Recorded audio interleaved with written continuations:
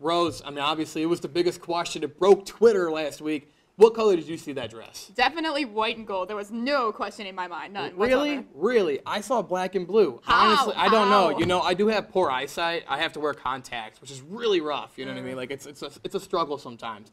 But, yeah, I don't know. I heard something about like rods and cones and all this like fun sciencey stuff. Stop. You're hurting my brain. But, all right, we got Gabe Dubois to bring us the weather. Gabe, biggest question other than how the weather is what color did you see that dress? It's a tough question, but honestly, I gotta agree with Rose on this one. White and gold. Sorry, dude. Oh, man, come on, Gabe. I thought you were on my side here. Always agree with me. All right, well, Gabe, how's the weather looking like for this week? Wednesday, March 4th will be partly cloudy with a low of 12 and a high of 30.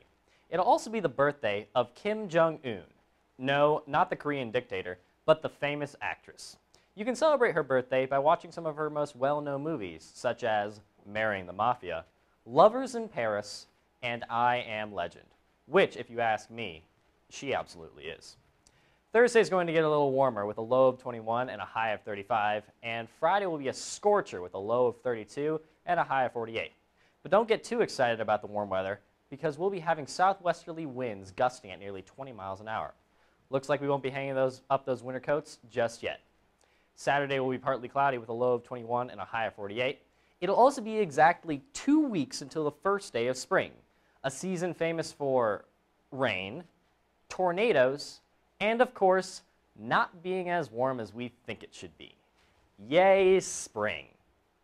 And finally, Sunday will be the hottest day of the week with a low of 34 and a high of 55. Sounds like the perfect day to do the homework you said you were going to do on Saturday before you remembered just how great you are at procrastinating. It's also perfect for going on the lake for a brisk fishing season. And who don't love going fishing? Oh, right, lots of people. That concludes our 5-day forecast. Thanks for watching.